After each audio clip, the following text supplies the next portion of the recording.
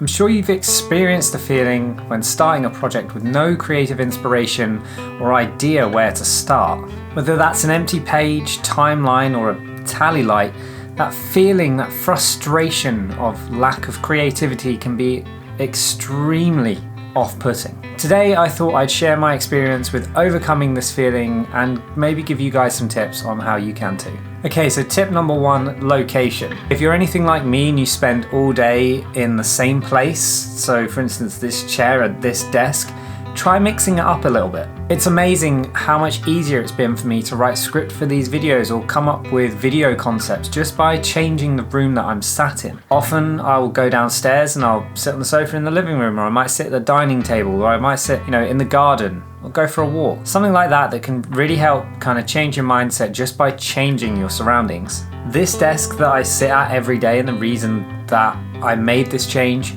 was that I do everything here. I sit here to game, I sit here to do my 9-to-5 job, I sit here to make these videos and edit them. And that's not healthy, let me tell you. So if you find yourself, sitting in the same place all the time and losing your creativity, just try getting away from it. Okay, tip number two, and this one should really go without saying, but if you're anything like me, you're probably just as bad at it, and that is self-care. If you in yourself are not well, you're not going to be able to reach the height of your creativity. You might not even be able to reach any creativity at all. If you're tired, dehydrated, or hungry, you're not going to be operating at your maximum efficiency, your optimum level. And ultimately, you're just going to drive yourself further and further into this kind of rut, into this rabbit hole that you find yourself in already. Being attuned to your basic needs, such as hydration, is incredibly important. Your mind doesn't work very well if you're not hydrated. If you're hungry, you're constantly thinking about other things, you're easily irritated. There are so many factors that come from just not looking after yourself. So if you're like me and you're very guilty of just sitting down first thing in the morning, not eating breakfast, having coffee but no water, try not doing those things. Try making sure you're hydrated, have a good sleep schedule, and make sure that you get good nutrition from your meals. Just like to add a disclaimer here, I'm not a medical professional. Don't take this as medical advice. I'm merely just saying, from my experience, when I'm dehydrated, I am the worst. I am useless at everything. I'm always tired if I'm dehydrated. If I'm hungry, I'm so irritable, and hanger is just the perfect kind of term for that, really. Now, I'm no stranger to being dehydrated. If you follow this channel, you know I'm a massive fan of coffee. I know, surprise, a content creator being into coffee. Yeah, that's not a cliche at all now, is it? But yeah, I'm massively into coffee. I drink quite a lot of it.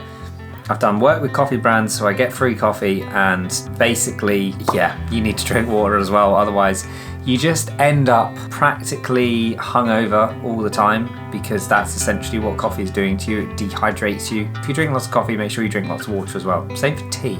Tea's just as bad. Just want to interrupt the video to say I know 98% of you aren't subscribed. That's a lot of people that aren't subscribed. If you consider subscribing down below, that would really help the channel and I'd really appreciate it.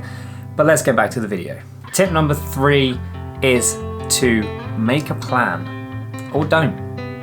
It depends on how you usually approach things. If you're used to going into something with a plan, try just not planning. Try, instead of scripting your video, just set the camera up, hit the lights on, and just press record and see what comes out. Have a rough idea of what you're going to talk about. Obviously not saying sit down at the camera and go, I have no idea what I'm going to talk about, but have a topic. If you want to sit here and talk about your favorite camera lens, at least know what camera lens you're talking about, but then just explain why it's your camera lens in a candid fashion, rather than sitting here and scripting out each word of a video and reciting line after line after line. For me, making a plan actually changed the way that I made videos, full stop. I never used to plan my videos. I used to, I guess, have maybe a couple of bullet points, but nothing really that in depth. And I used to just run with it. And it would often mean that, my thought processes weren't coherent, and it actually caused me a lot of extra time in the edit. It caused me to do potential reshoots, and I didn't really have a clear plan of the kind of footage that I wanted to capture in terms of B-roll or location footage. So actually sitting down and writing out my videos, there's a really good video from Becky Peckham from Becky and Chris. I'll link the video up, I think one of these sites. You'll have to figure it out, but I'll link that video up there, which actually was released quite recently and really explains it quite well. And I've taken another step back and looked at the way that I make a plan, and I can't stress to you enough how much this actually helped when it came to my creativity. And speaking as a musician as well, when it came to writing stuff and composing, I found that actually giving myself a box to compose within was the best way for me to compose. And it's basically the same thing with videos.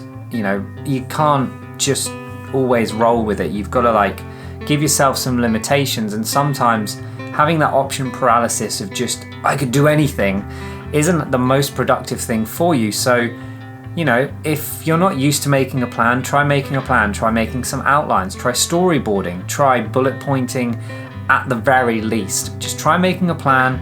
If you're a planner, try not making a plan. Just mix it up a little bit. Okay, so tip number 4, and this is kind of one of those modern, I want to say millennial trends really, and that is journaling, organizing your thoughts, getting things from your head onto paper to kind of clear your mind and clear that brain fog a little bit. For me, I've got so many projects going on that sometimes it's hard to keep focused, so it helps to kind of get some of those thoughts out on paper where I can see them, potentially refer back to them. But for me, it mostly just helps to clear my head more than anything, especially when it comes to writing down, things that I've got to do, for the day, let's say. Let's be real simple. For the day, what have I got to do? I've got to do washing, I've got to do the dishes, I've got to make a video, I've got to edit some photos, and I've got to post to Instagram. So those are my 5 things for the day. I'll, write those things down first thing in the morning. I can tick them off. My head's clear because I know exactly what I've set out for myself to do today. And that's really helped me for the last year, I'd say. I've been doing that now for about a year through various forms, whether it's a whiteboard, whether it's one of these planners, these types of planners. Those things are super handy, or even if it's just, I use Notion for everything when it comes to planning videos and things as kind of menial as the settings to make an espresso on my espresso machine for grind size and time in and time out and grams, and yeah, there's a whole thing. Just organizing those thoughts down somewhere so you can compartmentalize everything that's going on can help you have a clearer mind. Okay, so tip number 5 is to just simply take a break. If you've been grinding at something relentlessly forever, that's a loose term of forever, I don't actually mean forever. It might actually be more beneficial just to take a step back, whether it's for a day, a couple of days, a holiday. Taking a step back from, your craft can really help you come back rejuvenated. I've seen so many people that I follow over on Twitter and interact with on a regular basis, especially at the moment from COVID, saying how overworked they feel, or uninspired, or tired, or just kind of burnt out that they are at the moment. Now, this could largely be down to the pressure that people like us have felt from having all of this extra time kind of at home, restricted from doing things that would otherwise take up some of our time. We get time to focus on, launching that business, or working on the YouTube channel, or on Instagram, or honing our skills at something. We've got all of this extra pressure that we've been kind of under subconsciously over the last 18 months, year to 18 months. And it's kind of, it's not always good for you. You can't expect to have zero downtime and no kind of work-life balance in that sense. It's nice to be able to go to the cinema, or go for a walk, or go on holiday. All these things we haven't been able to do for 18 months now. I think it is about 18 months. All those things that we haven't been able to do that leave us feeling refreshed from this kind of creative area that we sit in. So if you find yourself working quite a lot, just take an hour, take a day off, take a weekend off, a long weekend, just to do something different. A great one is obviously going and spending time out in nature with no electronic devices, within reason, obviously. You need communication, you need to be able to call for help. Instead of this weekend putting in the extra hours to, do something you've been doing for the last year, take a break, go for a walk, go watch a film, sit downstairs, sit outside, go find a mountain, go for a hike, book a camping trip, do something that allows your mind to escape from what it is that we focus on so strongly, and just let your mind kind of relax. Be alone with your thoughts, let your mind wander. You'll be amazed at how much it refreshes your creativity when you come back to actually sitting down and wanting to crack on with some projects. Okay, so those are my 5 tips for boosting your creativity. I hope you found some inspiration, something helpful in this video to help you kind of rejuvenate your creativity, something to kind of get you out of that creative rut, whether it's writer's block, whether you don't know how to talk to a camera all of a sudden, or you just can't figure out exactly what the next video you want to make is. If you've got any tips that you think other creators could benefit from, leave them down in the comments below. I'm interested to hear your thoughts, interested to hear, any experiences that you might have had. But that is it for this video. Don't forget to like, comment, get subscribed, and light the bell to stay up to date for whenever I release a new video. But until the next one, see ya.